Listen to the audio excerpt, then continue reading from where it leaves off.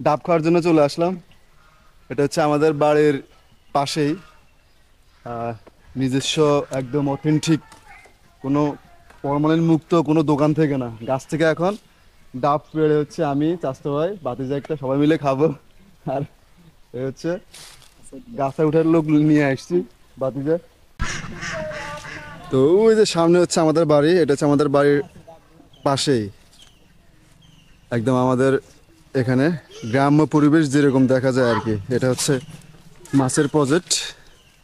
আর গাছটা হচ্ছে এখানে, ওই যে গাছে উঠতেছে, এই যে নারিকেল গাছ। সাবধানে উঠিস, ঠিক আছে? সাবধানে উঠিস, 4-5টা ফালাইস।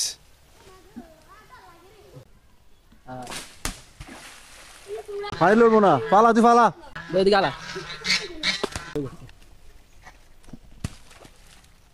ওর বয়স থাকতে একসময় আমরা প্রচুর গাছে উঠতাম, সুপারি গাছে, নারিকেল গাছে।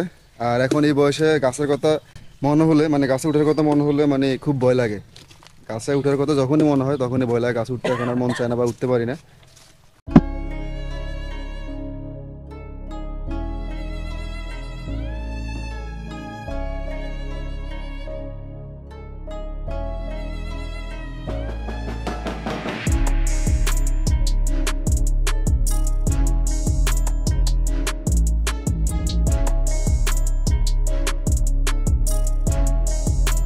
গ্রামের ডাব গাছ থেকে এরকম ডাব পেড়ে খাওয়ার মজাই আলাদা, একদম অথেন্টিক ফিল, কোনো ভেজাল নাই। ঢাকা শহরে এরকম একটা ডাব দেখেন, খুব ফ্রেশ, একদম 150 টাকা থেকে 180 টাকা 200 টাকা বিক্রি করো হসপিটালের সামনে।